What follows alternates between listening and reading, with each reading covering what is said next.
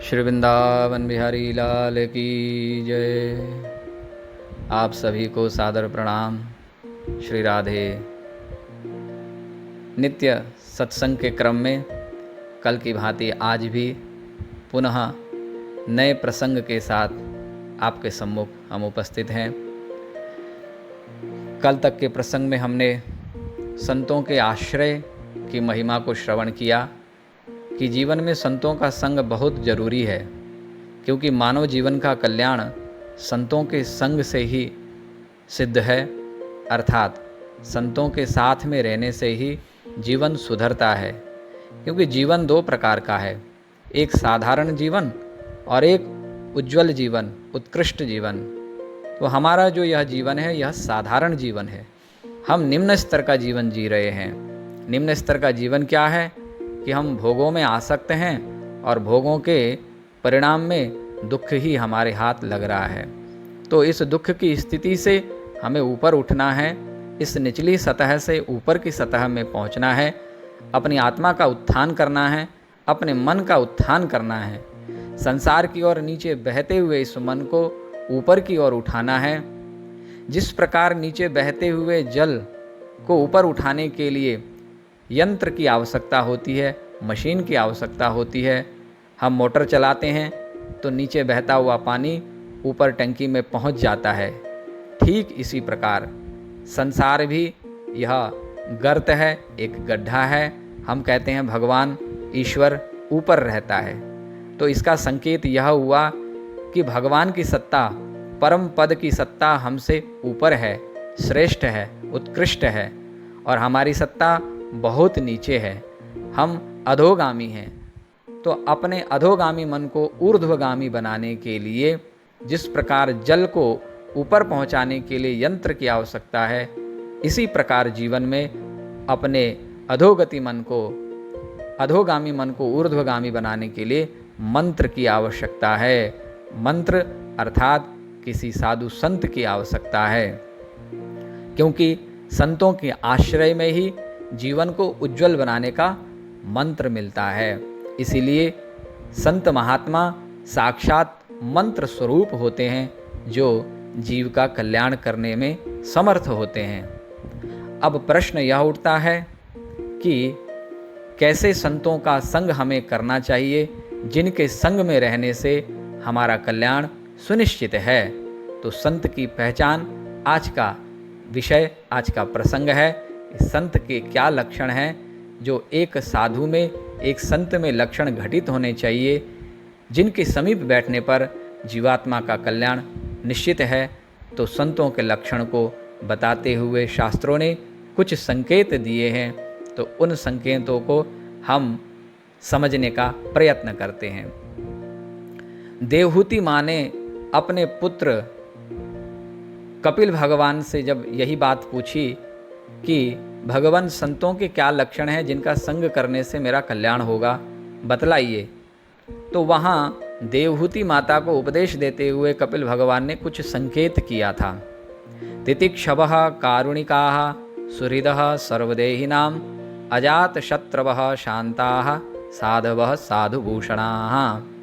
तितिक्षा जीवन में सहनशीलता, कारुणिकाः करुणा का भाव, सुहृदः सर्वदेहिनां सभी देहधारियों को अपना बंधु मानने वाला हो, सबके प्रति कोमल हृदय हो, अजात शत्रवः अर्थात जिसका कोई वैरी न हो, शत्रु न हो, शांताः जो शांत स्वरूप हो, जीवन की प्रत्येक परिस्थिति में वो शांत भाव को स्थित हो चुका हो, साधवः साधुभूषणः ऐसे साधु संत शिरोमणि कहलाते हैं, जिनके नज़दीक बैठने से हमारा कल्याण होता है। वहीं शास्त्रों में कहीं कहा कि वाचो वेगम मनसः क्रोध वेगम हिंसा वेगम उदरोपस्थ वेगम एतान वेगान सहते यस्तु विद्वान निंदा चास्य हृदयम नोपहन्यात्। वाणी का वेग, मन का वेग, क्रोध का वेग, हिंसा का वेग, इंद्रियों का वेग, इस प्रकार प्रत्येक वेग को सहन करने वाला जो विद्वान पुरुष है, वह विद्वान पुरुष ही साधु कहलाने योग्य है, संत कहलाने योग्य है। संत के आगे एक डंडा लगा देंगे, एक आकार की मात्रा लगा देंगे, तो एक मात्रा बढ़ा देने से संत बन जाता है शांत। अर्थात जिसके जीवन में एक मात्रा बढ़ चुकी है शांत, अर्थात जो जीवन में शांत हो चुका है, सभी विकारों से उपरति शांति को प्राप्त हो चुका है, उसको संत कहते हैं, उसको साधु कहते हैं। क्यों? क्योंकि प्रत्येक जीव दुखी है और इस प्रत्येक जीव को, जो दुखी जीव है, इसको शांति की तलाश है, शांति की खोज है। तो दुखी जीव वहीं जाता है जहाँ से उसको शांति मिले। तो शांति तो संत के चरणों में बैठने से ही मिलती है। इसीलिए जो शांत है वही संत है। जो अपने जीवन में नित्य पंच अमृत का पान करता हो वह संत कहलाता है। बड़ा सुंदर भाव है। इस भाव को अगर ध्यानपूर्वक हम श्रवण करेंगे, चिंतन करेंगे, तो निश्चित रूप से हमें बहुत कुछ समझ में आ जाएगा। पंच अमृत का पान, जो पंचामृत होता है 5 चीज़ों से बनता है, आप सब जानते हैं। तो इसी प्रकार से जिसके जीवन में ये 5 अमृत हैं, अर्थात जो नित्य पंचामृत का पान करता हो, वह संत कहलाता है। वे पंचामृत कौन कौन से हैं? तो बोले सहिष्णुता, सेवा, सम्मानदान, स्वार्थ का त्याग, समता। ये 5 प्रकार के सम्मिश्रण से युक्त जो अमृत को नित्य पान करता हो वह संत कहलाता है। अब इसकी परिभाषा विस्तार में आप श्रवण करिए और आप इसको समझने का प्रयत्न करिए। सहिष्णुता, सहिष्णुता आप सब जानते हैं। सहिष्णुता का अर्थ होता है सहनशीलता, तितिक्षा, अर्थात सहन करना। क्या सहन करना? तो सहिष्णुता के भी 4 प्रकार बतलाए गए हैं। वे प्रकार कौन से हैं? तो बोले द्वंद्व सहिष्णुता, वेग सहिष्णुता, परोत्कर्ष सहिष्णुता, परमत सहिष्णुता। अर्थात ये सहिष्णुता, ये सहनशीलता जिसके जीवन में है, साधुता का लक्षण वहाँ घटित होता है, दर्शन होता है, वह साधु है। सहिष्णुता के अंतर्गत जो पहली सहिष्णुता है, प्रथम सहिष्णुता, वह है द्वंद्व सहिष्णुता। भगवान श्री कृष्ण ने गीता में कहा, मात्रा स्पर्शास्तु कौन्तेय शीतोष्ण सुख दुःखदाः आगमापायिनो नित्यांश ताम तितिक्षस्व भारत। बोले कि जो इंद्रिय जन्य जितने भी स्पर्श जन्य जो सुख दुख हैं, उन सुख दुखों को, ठंडी गर्मी बरसात, सुख दुख, हानि लाभ, जीवन मरण, ये सब जो द्वंद्वात्मक जो दुख हैं, इन दुखों को जो सहन कर सकता हो, जो सहन करता हो, वही वास्तविक साधु है, संत है। जन्म मरण सब सुख दुख भोगा, हानि लाभ प्रिय मिलन वियोगा, काल कर्म बस हो ही गोसाई, बर बस राति दिवस की नाई। जो इस मर्म को समझता भी हो, जानता भी हो और जीवन में धारण भी करता हो, वह साधु है। दूसरी सहिष्णुता है वेग सहिष्णुता। वेग सहिष्णुता क्या? बोले प्रत्येक मनुष्य के अंदर कुछ वेग घटित होते हैं, वेग चलता रहता है। हम कहते हैं ना, नदी का वेग, समुद्र का वेग। देखो नदी का वेग कितनी तीव्र गति में है, कितनी मंद गति में है, अर्थात उसकी जो गति है, चाल है। वेग का अर्थ होता है गति। जैसे नदी की गति कोई धीमी होती है, कोई तेज होती है, इसको बोलते हैं वेग, नदी का वेग। ठीक इसी प्रकार हम सब के अंदर भी कुछ नदियाँ अपने वेग में चली जा रही हैं और उसी वेग में हम बहे जा रहे हैं। वे वेग कौन से हैं? काम, क्रोध, लोभ, मोह, मद आदि का जो वेग है, उस वेग में प्रत्येक प्राणी बहा जा रहा है। तो साधारण जीव के अंदर यह वेग तीव्र गति में होता है, लेकिन साधु संतों में यह वेग ठंडा पड़ जाता है, अर्थात उनके वेग में नियंत्रण होता है। तुलसीदास जी कहते हैं, उमा जे राम चरण रत विगत काम मद क्रोध, निज प्रभुमय देखहि केहि सन करहि विरोध। काम का वेग जब उमड़ता है तो मन में विविध प्रकार की कामनाएं जन्म लेती हैं। जब कामनाएं जन्म लेती हैं तो मनुष्य को विचलित कर देती है। अर्थात जब तक कामनाग्रस्त व्यक्ति वांछित वस्तु अर्थात जो उसके मन में इच्छा प्रकट हो गई है वह वस्तु उसको जब तक न मिल जाए उसको अशांति, उसको दुख, उसको बेचैनी होती है। तो इस काम के वेग पर नियंत्रण होवे। क्रोध, मनुष्य को जब वस्तु की प्राप्ति नहीं होती है तो स्वाभाविक क्रोध भी आता है और यह क्रोध उसका सर्वनाश भी कर देता है। इसलिए क्रोध के वेग पर भी नियंत्रण हो। लोभ, लोभ का वेग भी भयंकर होता है क्योंकि लोभ मनुष्य को अंधा बना देता है, उसकी तृप्ति कभी नहीं होती है, वो असंयम हो जाता है और गलत काम भी कर बैठता है। इसलिए लोभ पर भी नियंत्रण हो। मोह, जब किसी के प्रति हमारा संबंध होता है, हमारा उसके प्रति मैंपना अथवा तो अहम भाव उत्पन्न होता है, मैं मेरे का भाव जहाँ संबंध जहाँ स्थापित होता है वहाँ मोह भी होता है और जहाँ मोह होता है तो मोह में उसे दुख भी मिलता है। तो मोह का वेग भी नियंत्रण में हो। मद, मद का वेग भी नियंत्रण में हो। कोई वस्तु, कोई प्रतिष्ठा मिलने पर व्यक्ति का मद अर्थात उसका अहंकार बढ़ने लगता है। विद्या का मद, रूप का मद, कुल का मद, बल का मद आदि अनेक प्रकार के मदों का वर्णन शास्त्रों में मिलता है। और ये जो मद हैं, ये मद एक प्रकार से अनर्थ ही है जो मनुष्य का सर्वनाश कर देते हैं। ये साधारण मनुष्य में बहुधा प्रायः पाए जाते हैं। अर्थात हम सब में ये जो वेगों का वर्णन यहाँ हुआ है, काम, क्रोध, लोभ, मद, मात्सर्य वेग, ये आदि जो वेग हैं ये बहुधा प्रायः हम सब में विद्यमान रहते ही हैं। भले ही हम बाहर से छिपाएं, बाहर से लोगों को पता ना लगे, लेकिन ये बाहर नहीं रहते, ये अंदर बैठे रहते हैं। तो अंदर ये पनपते रहते हैं और अंदर से ही दुख देते हैं। और कालांतर में यही वेग जो अंदर पनप रहे हैं ये अत्यधिक मात्रा में बढ़ने पर बाहर स्वाभाविक रूप से प्रकट हो जाते हैं। अब तक तो उस वेग में हम डूबे जा रहे थे, लेकिन जब काम, क्रोध, लोभ, मोह, मद का वेग फूट पड़ता है, उमड़ पड़ता है, अंदर से बाहर निकलता है, तो बाहर हमारे नज़दीक बैठने वालों को भी डुबा ले जाता है।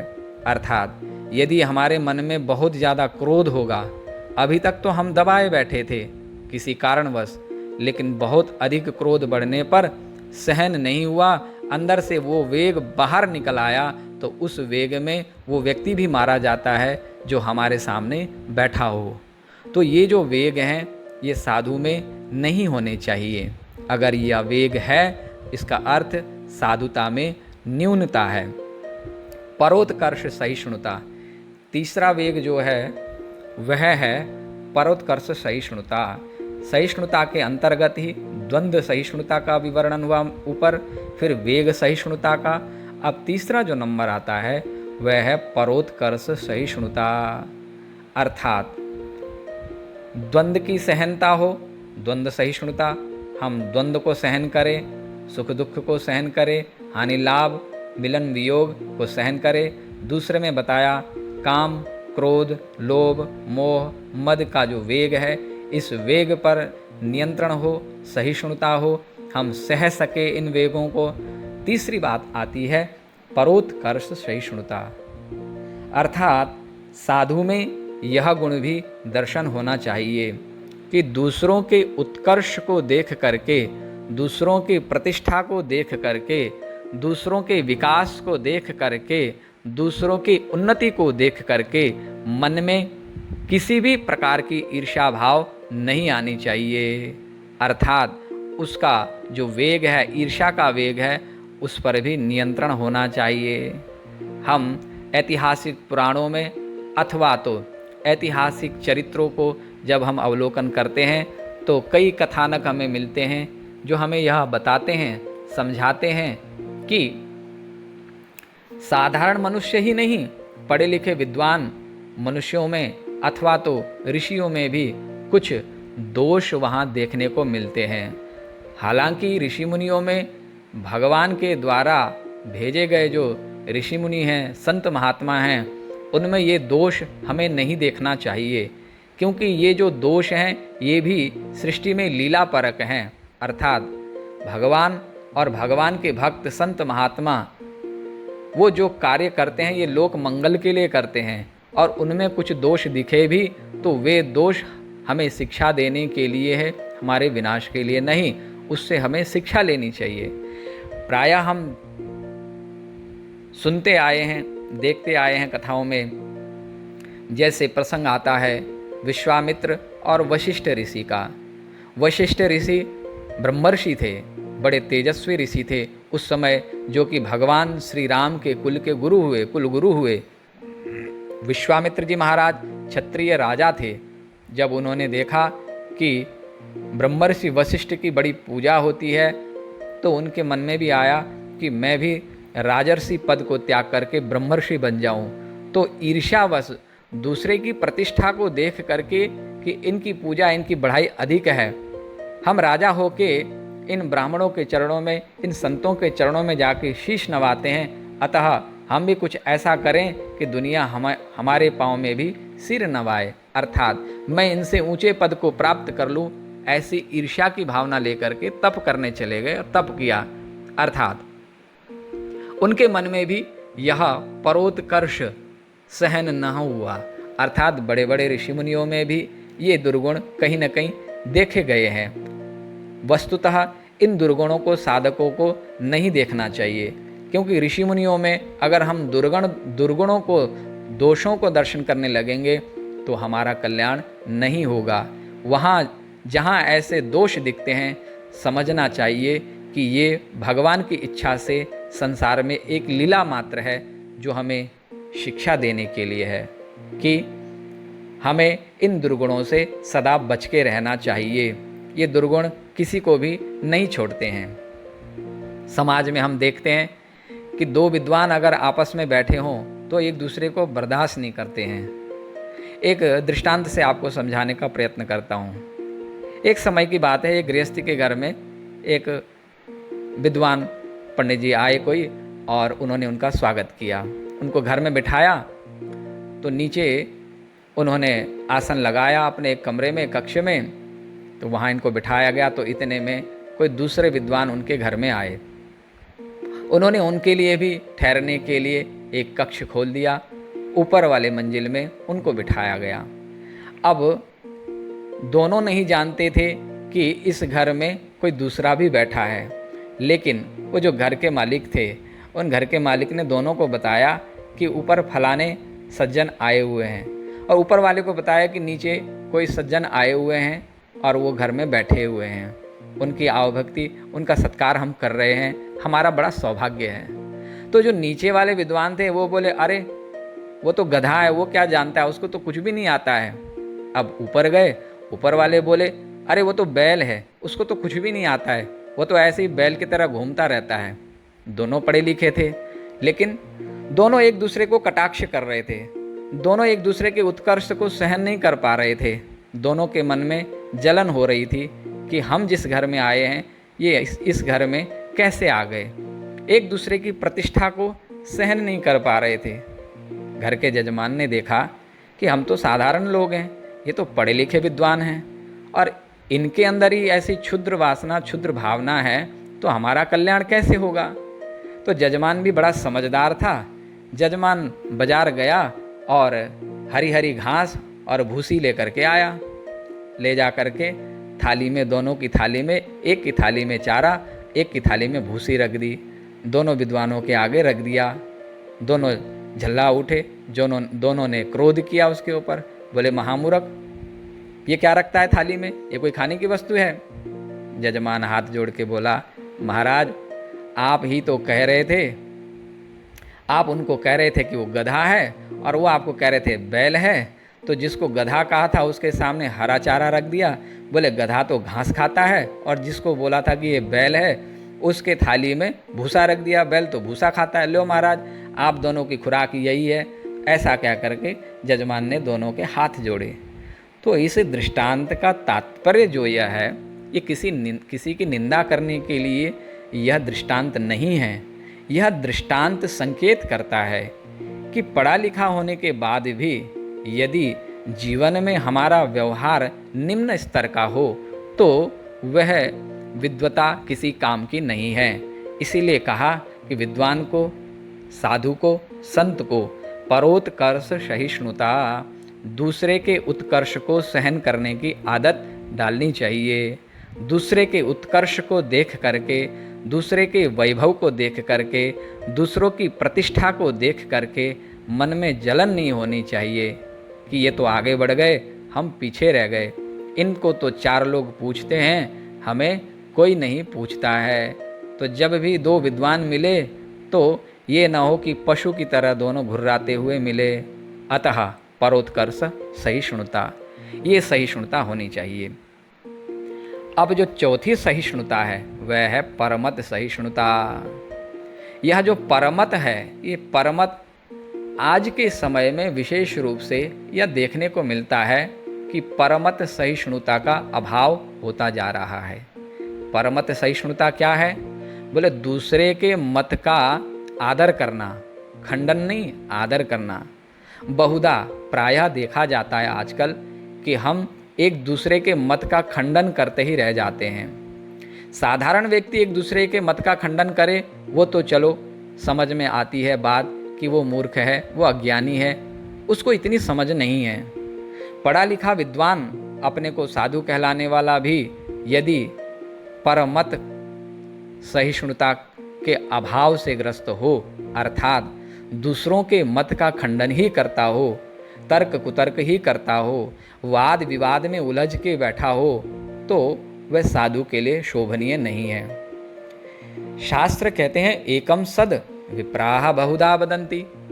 ईश्वर तो एक ही है, तत्व एक ही है, लेकिन जिसने जैसा अनुभव पाया, जिसका जैसा स्वाद था, जिसकी जैसी मति थी, जिसकी जैसी रुचि थी, उसी के अनुरूप उस एक ईश्वर को उन्होंने अपने अपने स्वभाव रुचि के अनुरूप अनुभव में पाया। तो यहाँ यह कहना कि ईश्वर टेढ़ा है, ईश्वर लंबा है, ईश्वर गोलाकार है, ईश्वर शून्य है, ईश्वर निराकार है, ईश्वर साकार है, ईश्वर का कोई रूप नहीं, कोई कहे ईश्वर के अनेक रूप, तो इन विवादों में साधु को नहीं पड़ना चाहिए। क्यों? क्योंकि विवाद का, तर्क का कोई समाधान नहीं है। अतः कहने का भाव यहाँ यह है, एक दूसरे के मत का, पंथ का, संप्रदाय का, समूह का, लोक धर्म का, लोक रीति का, जातिगत धर्म का, उपासना पद्धति का, आराधन पद्धति का आदर करें, निंदा व खंडन मंडन के फेरे में न पड़े। और नारद जी महाराज ने तो अपने नारद भक्ति सूत्र के 74वें श्लोक में, 74वें सूत्र में यह बात स्पष्ट कही है कि वादो न अवलंब्य, अर्थात जो भगवान का भक्त हो, अर्थात क्योंकि साधु संत महापुरुष ये भगवान के भक्त होते हैं, तो जब हम भगवान के भक्त बन गए तो जैसी भगवान की समस्त चराचर में एक दृष्टि है, समदृष्टि है, समोहम सर्वभूतेषु, भगवान कहते हैं मैं सभी संसार में सर्वत्र समभाव में स्थित हूँ, सबको सम ही देखता हूँ, सारी जगत, सारा जगत, सब प्राणी मेरी ही संतान है। तो जैसे भगवान का विशाल हृदय है, ऐसे ही संतों का भी विशाल हृदय होना चाहिए। वादो न अवलंब्य, अगर हम झगड़ा झंझट में फंस गए, इसका मतलब हम एक देशीय हो गए, अर्थात हमारा हृदय विशाल नहीं हुआ, हमारा हृदय बहुत छोटा हो गया। तो भगवान के साथ मिल जाने वाला भगवान की भांति ही उन गुणों से संपन्न होना चाहिए, और हो जाता है। भगवान में जैसे गुण हैं वैसे गुण संतों में प्रकट होने लगते हैं। झगड़ा झंझट साधु को शोभा नहीं देता। साधु का काम है जोड़ना, और झगड़ा है कैंची, जो कि काटने का ही काम करती है। इसीलिए शास्त्रों में हमारे यहाँ कैंची को कर्तरी कहा जाता है, और कर्त ही तो तर्क है, कर्त का उल्टा कर दो तर्क हो जाता है। कृति छेदने धातु से कर्त बनता है, और कर्त ही उलट करके तर्क बन जाता है। अतः तर्क का अर्थ होता है वाद विवाद, और कर्तरी, कर्तरी का अर्थ होता है कैंची। तो एक तरह से दोनों बराबर ही हैं, दोनों की जाति एक ही है। कैंची कपड़े को काटती है, टुकड़े टुकड़े कर देती है। इसी प्रकार जो तर्क कुतर्क में उलझा हुआ है वह भी समाज को काट देता है, छिन्न भिन्न कर देता है। तो साधु का काम है, संत का काम है समाज को जोड़ के रखना, न कि समाज को तोड़ना। इसीलिए साधु को किसी भी प्रकार के झगड़ा वाद विवाद में नहीं पड़ना चाहिए। जो झगड़ा करते रहते हैं वे कभी भजन कर ही नहीं सकते। साधु का अर्थ होता है कि साधु भजन करें। और यदि कोई साधु झगड़ा झंझट में कोर्ट कचहरी के चक्कर में दिन रात पड़ा हो तो समझना कि उसके जीवन में भजन का अभाव है। जिसको भजन करना होगा उसको फुर्सत कहाँ कोर्ट कचहरी जाने के लिए, और जो कोर्ट कचहरी के चक्कर में पड़ा रहता है उसको भजन के लिए फुर्सत कहाँ। इसीलिए कहा कि साधु को वाद विवाद झगड़ा झंझट में नहीं पड़े, पर मत सहिष्णुता, दूसरों के मत का खंडन न करें। एक साधारण सा दृष्टांत आप समझिए। एक दुकानदार यदि ग्राहक से परेशान हो जाए उसके व्यवहार से, दुकान में कोई ग्राहक आया और वो कितने प्रकार के कपड़े दिखाता अथवा जो भी वस्तु उसकी दुकान में हो, वो कहता है ये मुझे पसंद नहीं, ये मुझे पसंद नहीं, लेकिन दुकानदार उस प्रत्येक वस्तु की बढ़ाई करते रहता है कि नहीं ये बहुत बढ़िया। ये सामने वाले को आपकी वस्तु पसंद नहीं है, आप ज़बरदस्ती उसकी बढ़ाई करोगे तो वो परेशान हो जाएगा और आपकी दुकान से निकल जाएगा। तो समझदार दुकानदार उसके मन के अनुकूल ही उसके साथ व्यवहार करता है। जो उसको ठीक लगे वो वस्तु उसको जब देता है तो वो ग्राहक फिर दोबारा आने का मन बनाता है। ठीक इसी प्रकार से अगर कोई मूर्ख व्यक्ति अथवा तो अज्ञानी व्यक्ति साधु के नज़दीक बैठा हो और वो तत्व को समझता नहीं है, तो अगर हम अपने तर्क को प्रतिष्ठित करने के लिए, अपनी बात को मनवाने के लिए उसकी बात का खंडन करते रहेंगे, उसकी उपासना पद्धति, उसकी रीति का हम खंडन करते रहेंगे, तो उसके मन में ग्लानि होगी, हीनता होगी, द्वेष भाव जन्म लेगा, जिसके कारण वह पुनः उस साधु के पास नहीं आएगा, उससे दूर हो जाएगा। और ऐसा व्यक्ति जब समाज में दूर हो जाता है, संतों से जब दूर चला जाता है, तो उसके मन में नास्तिकता जन्म लेती है, जो समाज के लिए विष का कारण बन जाती है, समाज को बांटने का काम करती है। इसीलिए साधु में परमत को आदर देने का स्वभाव होना चाहिए। दूसरे व्यक्ति के अपने मत का खंडन न किया जाए, अर्थात वह अपने मत का मंडन करता है, कोई बात नहीं, उसको वही रुचिकर है तो उसकी रुचि में ही अपनी रुचि मिला देने से वह भी संतुष्ट हो जाएगा। अब भगवान ने भी गीता में यह बात कही है। एक विशेष बात है धर्म के विषय में, मत के विषय में, और इस मत को हम अपने स्वार्थ के कारण तोड़ मरोड़ करें वो बात अलग है, लेकिन अगर विवेक दृष्टि पर इस पर आकलन करें तो इससे दोनों का पक्ष ही हितकर होगा। भगवान ने कहा श्रेयान स्वधर्मो विगुणः परधर्मात् स्वनुष्ठितात्, स्वधर्मे निधनम श्रेयः परधर्मो भयावह।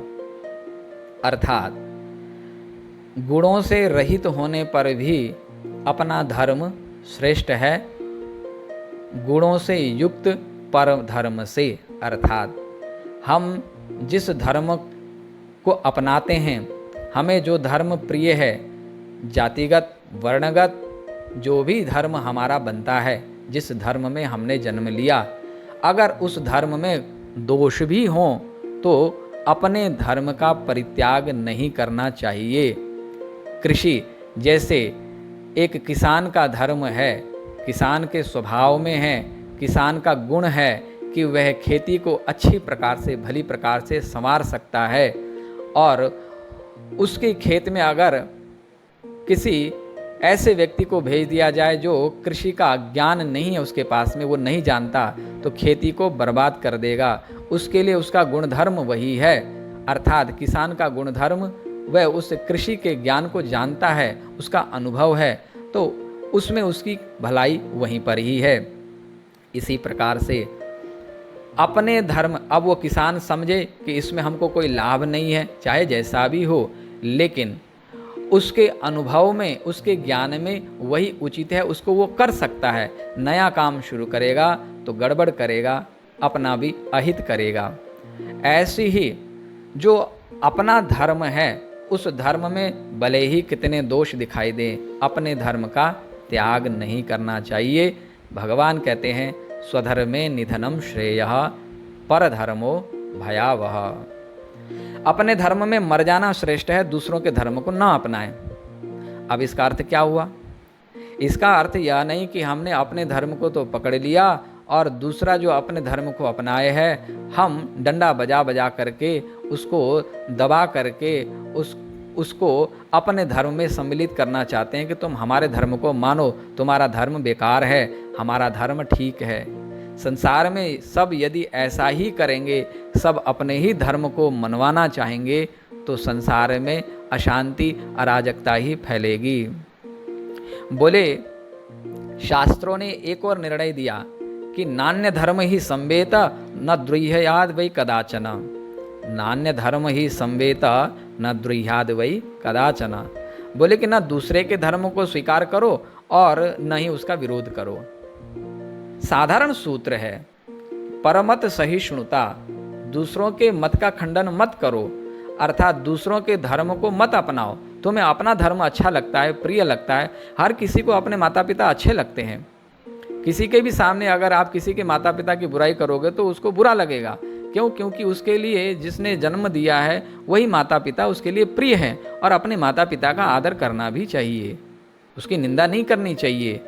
लेकिन धर्म में इस बात को हम नहीं समझते हैं। हमारा जन्म जिस धर्म में हुआ है उस धर्म में ही हमको जीना मरना चाहिए। हम दूसरों के धर्म को न अपनाएं, लेकिन दूसरे के धर्म का आदर भी करें, उसकी भी हम निंदा न करें।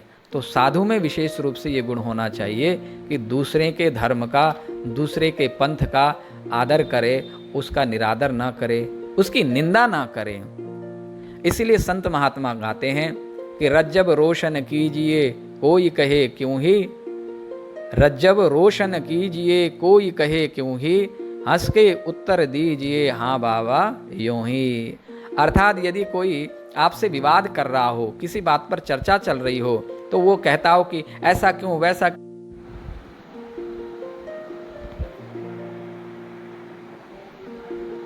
हाँ बाबा ठीक है, तू जो कह रहा है वही ठीक है, तू खुश रह। अगले को प्रसन्नता प्रदान करना ही साधु का स्वभाव है।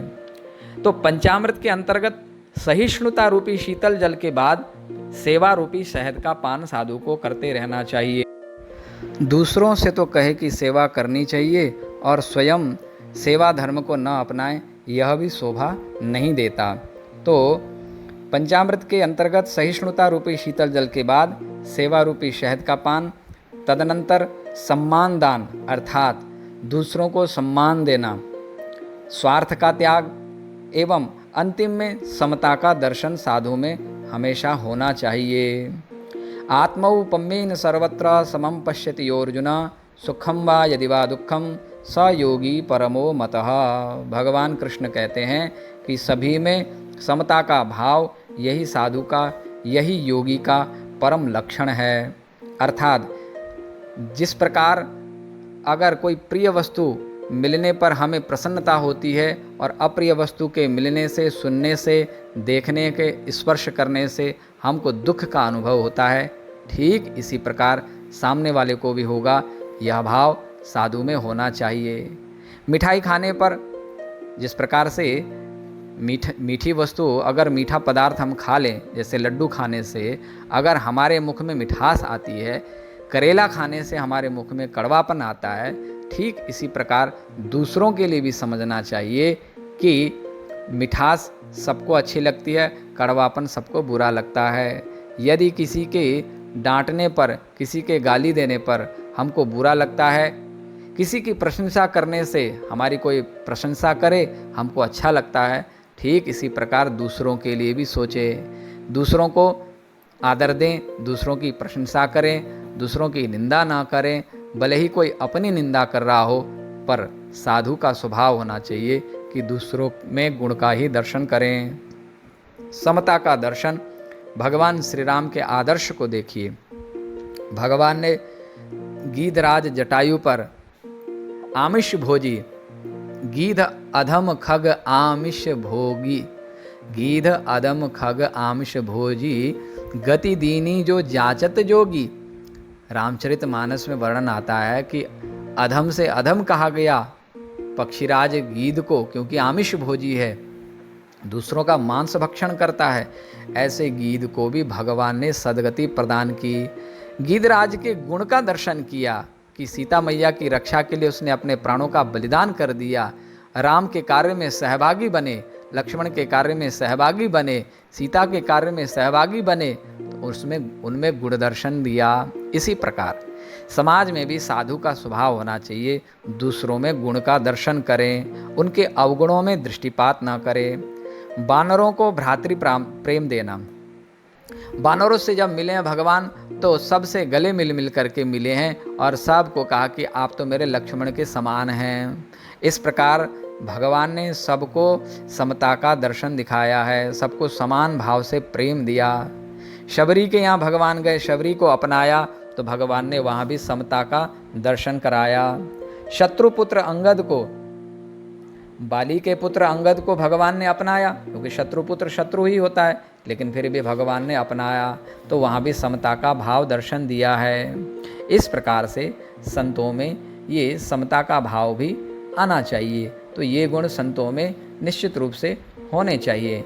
ऐसे गुणों का जहाँ दर्शन होगा वहाँ निश्चित रूप से भक्तों का कल्याण ही होता है। तो बोले कि साधु में सहिष्णुता, जो कि 4 प्रकार के थे, द्वंद्व सहिष्णुता, वेग सहिष्णुता, परोत्कर्ष सहिष्णुता, परमत सहिष्णुता। ये सहिष्णुता, सेवा का भाव, सम्मान दान, स्वार्थ का त्याग और समता की दृष्टि, ये साधु में, जिन साधुओं में दिखें तो समझना ऐसे संतों के नज़दीक बैठने से हमारा कल्याण है। और संतों में एक विशेष गुण होता है। वह विशेष गुण क्या है? बोले करुणा, जीव मात्र पर करुणा करना, ये संतों का स्वभाव होता है। एक प्रसंग छोटा सा आपको सुनाता हूँ। स्वामी रामानुजाचार्य जी महाराज अपने गुरु श्री यामुनाचार्य जी महाराज के पास जब गए दीक्षा लेने के लिए, तो स्वामी जी ने स्वामी रामानुजाचार्य जी से कहा, उनके गुरु जी ने, कि जो मंत्र मैं तुम्हें प्रदान कर रहा हूँ ये सबको बताना नहीं, क्योंकि मंत्र गोपनीय रखना चाहिए। मंत्र से जीव का कल्याण होता है।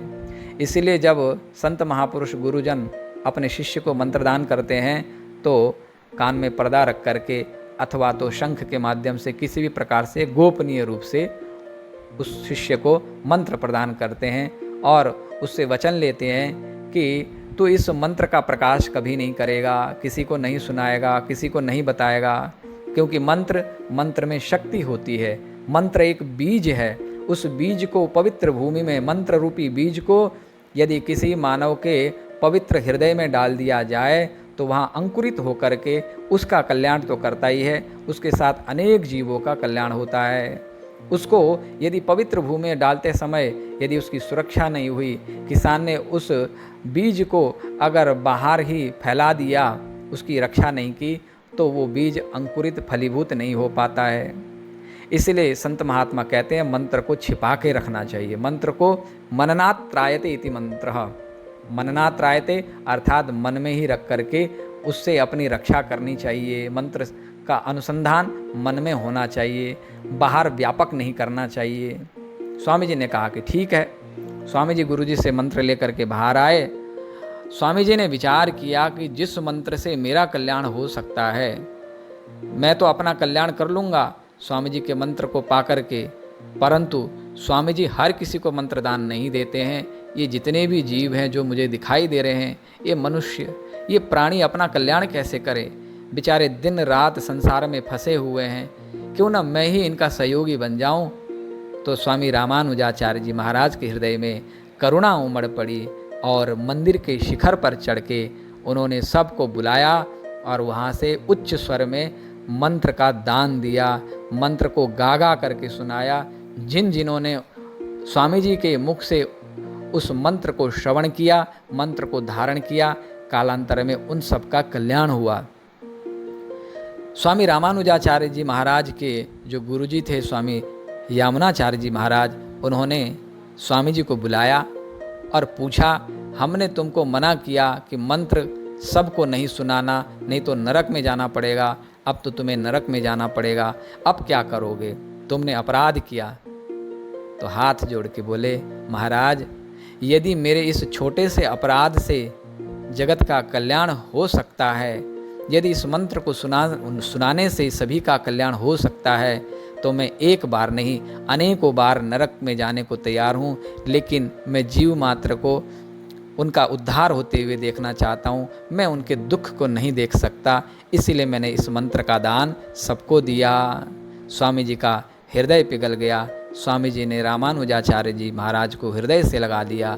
बोले कि बस साधु का यही स्वभाव होना चाहिए, साधु का यही विशेष गुण धर्म लक्षण है कि उसके हृदय में कूट कूट करके करुणा भरी हो, दया भरी हो, तुम जगत का कल्याण करोगे। और आगे चल करके स्वामी रामानुजाचार्य जी महाराज जगत प्रसिद्ध हुए, उन्होंने जगत का कल्याण किया।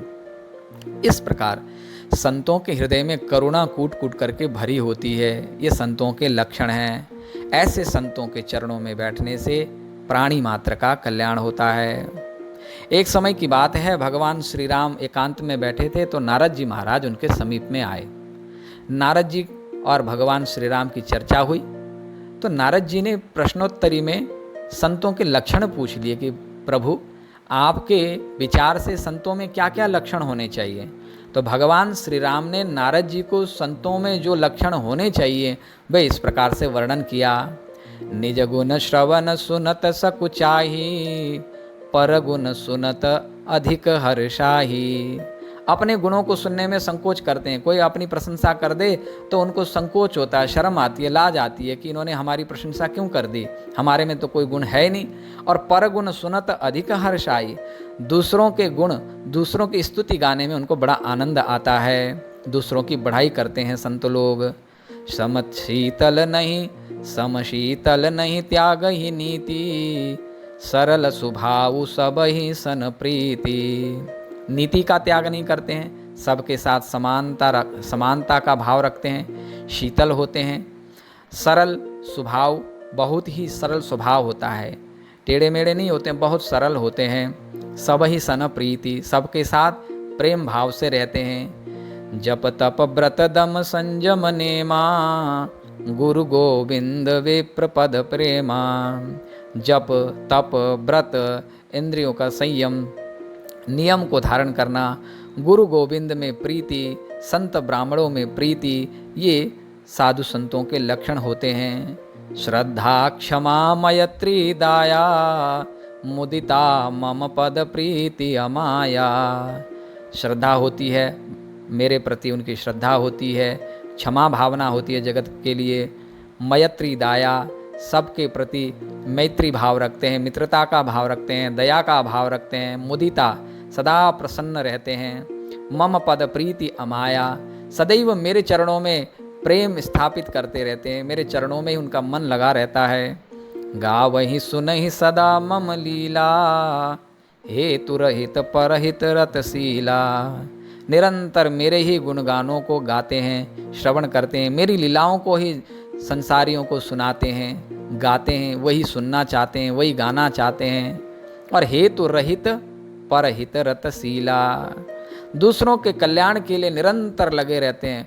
उसमें कोई कारण नहीं है कि दूसरों की सेवा करने से उनको कुछ चाहिए, बिना कारण ही जगत कल्याण के लिए कुछ न कुछ करते रहते हैं। ये संतों के लक्षण हैं। ऐसे संत की सेवा करने का क्या फल है? अब ये तो हो गए संतों के लक्षण। अगर ऐसे संत हमारे जीवन में मिल जाएं, हमारे आसपास, हमारे नज़दीक में, हमारे अनुभव में कोई ऐसे संत हों और उनका सानिध्य हमको प्राप्त हो जाए, तो ऐसे संत की सेवा करने का फल क्या है? बोले शास्त्र कहते हैं, 60 वर्ष सहस्राणि विष्णोराराधने फलम, सकृद वैष्णव पूजायाम लभते नात्र संशयः। 60,000 वर्ष तक भगवान विष्णु की आराधना करने का जो फल मिलता है मनुष्य को, प्राणी मात्र को, वही फल एक क्षण के लिए ऐसे वैष्णव, ऐसे साधु संत महात्मा कि यदि पूजा कर ली जाए, ऐसे संत का यदि संग कर लिया जाए, तो वह तुरंत ही वही फल जो 60,000 वर्ष तक भगवान विष्णु की आराधना करने के बाद जो फल मिलता है, वही संतों के, ऐसे संतों की सेवा से तुरंत ही मिल जाया करता है। ये भारी महिमा है। और 10वें स्कंद में तो भगवान बाल लीला के चरित्र में वर्णन आया है। भगवान ने जब लाला को जब नज़र लगी है, तो मैया जब गोष्ठ में ले जा करके ब्राह्मणों के हाथ से जब उनकी नज़र उतरवाती है, उस समय सभी आशीर्वाद देते हैं। और सुखदेव जी महाराज गाते हुए कहते हैं, ये सूया नृत दम्भेर्षा हिंसा मान विवर्जिता न तेषां सत्यशीलानाम आशीषो विफला कृता। ऐसे जो सर्वगुण संपन्न, हिंसा मान राग द्वेष से रहित जो ऐसे संत महापुरुष ब्राह्मण हैं, ऐसों के द्वारा दिया गया आशीर्वाद कभी भी विफल नहीं होता है। अर्थात ऐसों के हाथ से आशीर्वाद लेने के लिए भगवान स्वयं लालायित रहते हैं। इसीलिए अन्यस्य दोष गुण चिंतनमाशु मुक्त्वा सेवा कथा रसमहो नितराम पिबत्वम। हे पिताजी, अन्य के दोष गुणों में दर्शन करने की भावना का त्याग करते हुए निरंतर साधु का संग करना चाहिए, ऐसे संतों का संग करना चाहिए। एक हमारे अंदर एक बहुत बड़ा दुर्गुण है, हम संतों के नज़दीक तो पहुंच जाते हैं, सेवा भी करना प्रारंभ कर देते हैं, हमारे पुण्यों के बल से कभी कभार भगवान की कृपा हो जाती है, हमारे पुण्यों की कृपा हो जाती है, ऐसा संग भी मिल जाता है। लेकिन कई बार ऐसा होता है कि संतों के बहुत नज़दीक रहने से हम संतों में अपने जैसा ही भाव देखने लगते हैं। अर्थात हमारी तरह बोलते हैं, हमारी तरह खाते पीते, सोते उठते बैठते, उनकी प्रत्येक क्रिया हमारी तरह है। अरे मनुष्य है, मनुष्य की जैसी क्रिया, जैसा स्वभाव है मनुष्य का, वैसा सबका ही रहेगा। तो साधारण जीव समझ बैठते हैं, हमारी तरह ही तो व्यवहार करते हैं, इनमें कौन सा विशेष गुण है, थोड़ा सा अच्छा बोल लेते हैं और थोड़ा सा इनका भेष अलग से है, बस इतना ही तो फर्क है, बाकी तो हमारे जैसे हैं। तो दोष गुण चिंतन, तो उन संतों में भी हम दोष दर्शन करने लगते हैं।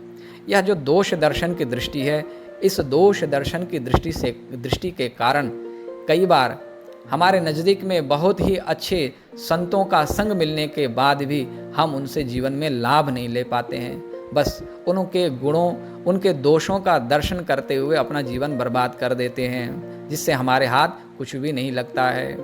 तो अपने जीवन को बर्बाद नहीं करना है, गुण दोष का चिंतन करके अपने समय को नष्ट नहीं करना चाहिए, अपितु ऐसा संग मिले तो पूर्ण लाभ ले लेना चाहिए। अगर कुछ दोष संतों में दिखते भी हैं तो पूर्व में ही हम आपसे कह चुके हैं, शास्त्रों ने कहा है कि उनके जो दोष हैं, उन दोषों के कारण उनको जो भी फल मिलना हो शास्त्र देंगे, भगवान देंगे, तुम नहीं हो दंड देने के ठेकेदार। लेकिन तुमने जो दोष दर्शन किया है संतों में, उन दोष दर्शनों के कारण तुम्हारा जीवन बर्बाद हो जाएगा। अतः अपने जीवन को बर्बादी की ओर ले जाने से बचा लो। अन्यस्य दोष गुण चिंतन माशु मुक्त्वा, अर्थात दोष गुणों का चिंतन त्याग देना चाहिए। एक दूसरा भाव यह है, यह तो पहली बात हो गई कि संतों में दोष दर्शन नहीं करना चाहिए, चाहे वो कोई भी हो, किसी भी भेष में हो। आपको अगर अच्छा नहीं लगता है तो व्यवहार में दूरी बनाएं, लेकिन दोषों का चिंतन ना करें। इससे एक तो अपराध बनेगा, संत अपराध, दूसरा तुम्हारा हृदय मलिन हो जाएगा, और मलिन हृदय से कभी भी अच्छे कर्म नहीं बनते हैं। अन्य के दोष गुणों में दर्शन करने से हमारी आंखें खराब होती हैं, हमारा मन खराब होता है। फिर बताओ, ऐसे खराब नेत्रों में और मन में श्याम सुंदर कैसे आएंगे? कहते हैं कि प्रेम प्रीत स्नेह बिन सब झूठे श्रृंगार, और दादू आत्म रत नहीं क्यों माने भरतार। प्रेम तो तुम्हारा पर निंदा, पर स्तुति अर्थात नाशवान चमड़ी से ही है, फिर कहो भरतार कैसे रीझेगा? अरे जिसकी निंदा या स्तुति करते हो तो तुम्हारा मन और तुम्हारी प्रत्येक इंद्रियां तो उस चमड़ी पर ही टिक गई ना। क्योंकि जब तक हमने दूसरों के गुण और दोष को दर्शन करना प्रारंभ किया है, तब तक हमारा चित्त उस शरीर में स्थित हो गया, अर्थात उस चमड़ी में स्थित हो गया। तो ऐसे में बताइए कि परमात्मा कैसे रीझेगा? क्योंकि जिसकी स्तुति करनी चाहिए उसकी स्तुति तो हमने कभी नहीं की। और कई बार तो लोग मंदिर में जाते हैं तो सबसे ज़्यादा पाप कर्म वहीं करते हैं। भगवान के सम्मुख दूसरों की बुराई या प्रशंसा बस यही काम इनका रह जाता है। मंदिर में जाके भी यदि भगवान की स्तुति ना करके संसार की ही स्तुति और उनकी निंदा करने लग जाएं तो मंदिर में जाने का कोई लाभ नहीं है। और ये सच्ची बात है, ये पक्की बात है, ये कोई मजाक की बात नहीं है। प्रायः हमने देखा है मंदिर में जब लोग जाते हैं तो पूजा कम, घर की बात ज़्यादा करते हैं, अपने दुखड़े वहीं सुनाते हैं, क्योंकि घर में तो मौका मिलता नहीं है और मंदिर में सब यार दोस्त बन जाते हैं तो अपने दुखड़े वहीं सबको सुनाया जाता है कि हमारे घर में ये परेशानी है, इसने ये कहा, उसने ये कहा। भगवान भी बेचारे देखे देखे हंसते होंगे आप लोगों को देख के, हमको देख के, कि बताओ मंदिर में हमको बैठा दिया कि हम आपसे मिलने आया करेंगे, घर में तो फुर्सत मिलती नहीं थी, अब मंदिर में आए हैं तो यहाँ भी घर की चर्चा इनकी बंद नहीं होती है, वहाँ भी हम संसार की स्तुति निंदा में लगे रहते हैं। अगर ऐसा स्वभाव हमारा है तो फिर मंदिर जाना बेकार है। भगवान की स्तुति ही हमें करनी चाहिए, हमें संसार की स्तुति नहीं करनी चाहिए। क्यों? क्योंकि जिस संसार की स्तुति या हम निंदा करेंगे वो हमारी आँखों से, हमारी जिह्वा से, हमारे कानों से, हमारे हृदय में जाके बैठ जाएगा। जिस संसार को हम निकालना चाहते हैं, जिस संसार के दुख से हम व्याप्त हो गए हैं और उस संसार के दुख को हम दूर करना चाहते हैं, हम उसी की स्तुति निंदा करके उस संसार को और ज़्यादा अपने दिल में घर कर रहे हैं, उसको बसा रहे हैं। अतः संत महात्माओं के नज़दीक जाने पर संत महापुरुष किसी पाठ का, किसी मंत्र का, किसी स्तुति का जाप करने को, पाठ करने को कहते हैं। क्यों? क्योंकि हमारा मन बिगड़ा हुआ है, हमारा स्वभाव संसार के गुण को गाने का अभ्यास बन चुका है। तो उस अभ्यास को तोड़ने के लिए, छुड़ाने के लिए संत महापुरुष ये उपाय देते हैं जिससे हमारा मन सुधर जाए, पवित्र हो जाए, और ऐसा न करने से हमारा ही नुकसान है। इसीलिए साधक को संतों के नज़दीक रहते हुए पर निंदा, पर स्तुति का त्याग हमेशा के लिए कर देना चाहिए, क्योंकि जब तक पर निंदा और पर स्तुति का स्वभाव बना रहेगा, अगर सिद्ध महापुरुष संतों के नज़दीक भी बैठेंगे तो जीवन में कोई भी लाभ नहीं होगा। और मानस में तुलसीदास जी ने तो कहा कि सबके निंदा जे जड़ करही ते चमगादड़ होय अवतरही। अर्थात जो लोगों की निंदा करने में ही लगे रहते हैं, बोले अगले जन्म में वो निश्चित रूप से चमगादड़ ही होंगे। इसलिए अपने जीवन को बर्बाद होने से बचाएं। तो आज का जो प्रसंग रहा, आज के प्रसंग में यह बात बताई गई। एक तो संतों के लक्षण बतलाए कि संतों में क्या लक्षण होने चाहिए, जिनके नज़दीक ऐसे लक्षण जिनमें मिल जाएं तो ऐसे संतों को पकड़ लेना चाहिए और उनके नज़दीक बैठ के संसार के बंधन से छूटने का उपाय, भगवान से मिलने का उपाय पूछना चाहिए और अपना आत्मकल्याण कर लेना चाहिए। पर निंदा, पर स्तुति से बचते हुए, अपने अंदर के दुर्गुणों को दूर करते हुए, सद्गुणों का विकास करते हुए, संत का आश्रय लेते हुए अपने जीवन को मंगलमय बनाना चाहिए। इसी विषय के साथ में आज के प्रसंग को हम यही विराम देते हैं। कल पुनः नए प्रसंग के साथ में कल हम सुनेंगे सेवस्व साधु पुरुषान जहि काम तृष्णाम अन्य दोष गुण चिंतन मासु मुक्त्वा सेवा कथा रसमहो नितराम पिबत्वम।